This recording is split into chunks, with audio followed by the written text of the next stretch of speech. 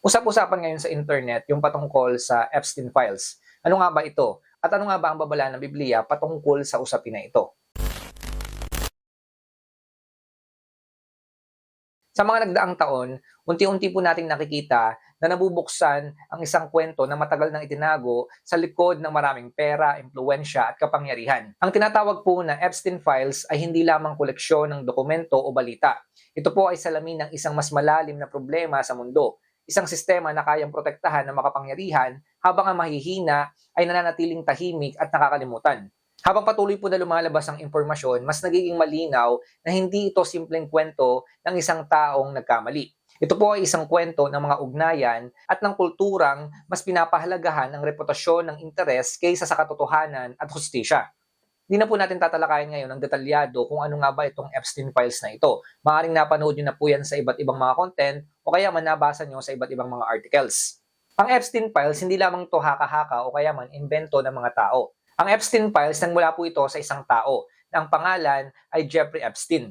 So ito pong si Jeffrey Epstein ay isang mayamang financier na may koneksyon sa iba't ibang mga sektor ng lipunan, politika, negosyo, akademya at entertainment. Ang kakaiba po sa kanyang kwento ay kung paano siya nakakagalaw ng halos walang hadlang sa loob ng maraming taon sa kabila ng mga reklamo at babala.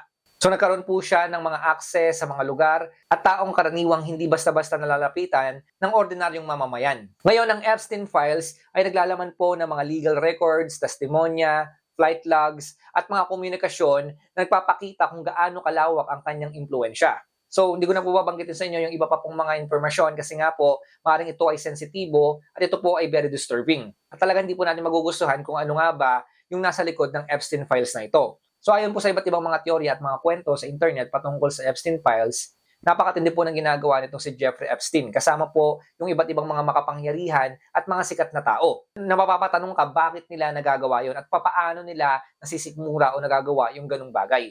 So unti-unti sa pamamagitan ng Epstein Files, lumalabas po yung mga natatago po nilang kalokohan o yung mga ginawa nila nung mga nakaraan. Isa po sa pinakamalaking tanong ng publiko ay bakit tila naabot po ng napakahabang panahon bago umusad ang hustisya. At bakit parang ngayon lamang ito nalaman ng mga tao, matagal na po itong nangyayari. So dito na po papasok ang usapin ng impluensya.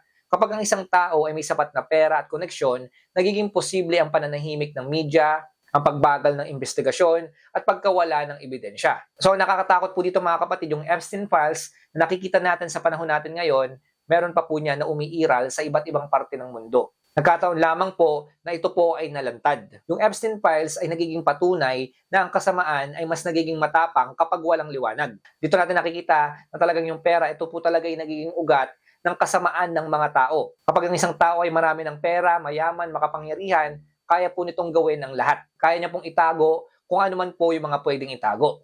At pwede lang pagtakpan kung ano man yung mga pwedeng pagtakpan.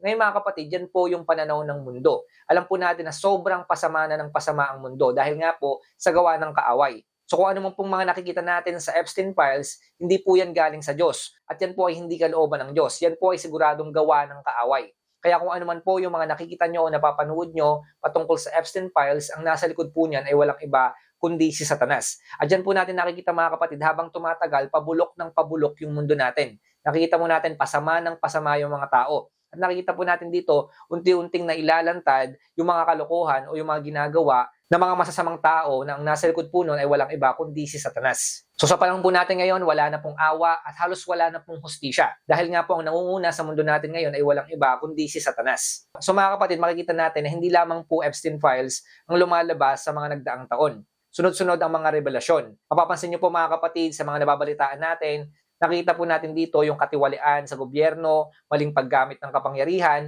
at mga lihim na matagal nang tinatago. Kaya pansinin niyo po lahat ng mga news ngayon, nabubunyag po lahat ng kasalanan at kasamaan ng mga tao. Marami mga naniniwala na ito ay dahil sa maaring teknolohiya, social media, at mas malayang daloy ng impormasyon. Pero mga kapatid, alam naman natin na sa mga huling araw, habang papalapit po yung isang mahalagang yugto ng kasaysayan sa mundo, ang mga lihim po ay mas lalong nahihirapang manatiling lihim. Ang liwanag po ay mas tumatama at ang dilim ay mas nahahayag. So ibig sabihin po mga kapatid, wala pong sekreto na hindi mabubunyag, lalo na po kapag binunyag yan ng ating Diyos. Kaya expect natin sa mga susunod mga kapatid, hindi lang po Epstein Files yung mabubunyag, kundi napakarami pa po para makita ng tao yung kasamaan ng mundo.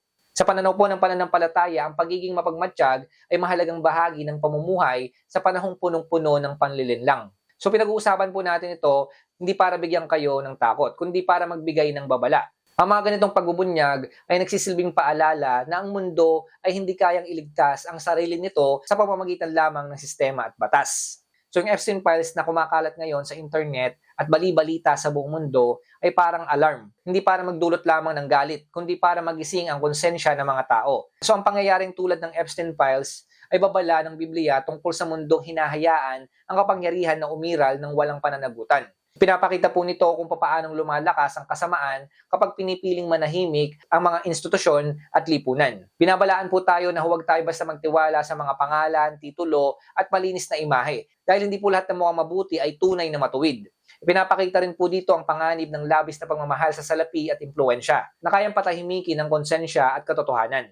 Sa mga huling araw, mas dadami po yung mga panlilinlang. Kaya kailangan po natin ng mas malalim at matinding discernment. Tandaan nyo rin po ito mga kapatid, bilang mga mananampalataya, huwag tayo makikisabay o kaya man makikibagay sa sistema ng mundo na ito. Dahil alam naman po natin, ang nangunguna sa mundo po na ito, ang nagahari-harian sa mundo na ito ay walang iba kundi si Satanas. Kaya hindi na po tayo magugulat sa ginagawa ng mga tao ngayon. Yan po ay may impluensya ni Satanas. So dapat mga kapatid, nakafocus tayo sa mga makalangit na bagay, hindi po sa makasanlibutang bagay.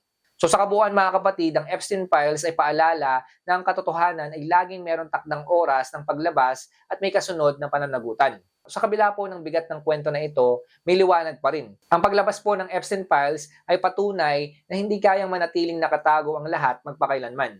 Nawa nga mga kapatid, sa pamamagitan po ng Epstein Files na lumalabas ngayon, yan yung magpaalala sa atin na yung mundo po natin na ito, hindi po ito mananatili. Kaya nga po pagdating ng panahon, wawasakin po yung mundo na ito para palitan ng bago. Kasi nga mga kapatid, kitang-kita na po natin sa panahon natin ngayon, sobrang dumi, sobrang bulok na po ng ating mundo. So ang gusto po ng Diyos pagdating ng panahon, mawala na po lahat ng kabulukan ng mundo na ito at mapalitan ng bago. Kaya nga po dyan papasok yung bagong langit at bagong lupa. Bagamat nakikita po natin ngayon, sobrang sama ng mundo, sobrang dumi ng mundo, at sobrang bulok ng mundo, pero mga kapatid, mayroong pag-asa na naghihintay sa atin. Lahat ng nasa mundo na ito ay papalitan ng ating Diyos. At darating ang panahon, mawawala na po ang kasamaan. Dahil sa Satan, itatapon na po siya doon sa dagat-dagatang apoy. Kasama yung mga tao na sumunod sa kanya. Yung mga tao na namuhay sa kasalanan. At higit sa lahat, hindi sumunod sa kalooban ng Diyos. So pag nangyari po yun, doon mangyayari yung tinatawag natin na final judgment. Sila po ay dadalhin sa lake of fire, pahihirapan po sila doon araw at gabi, magpakailanman. At sa panahon po na yon, doon mananagot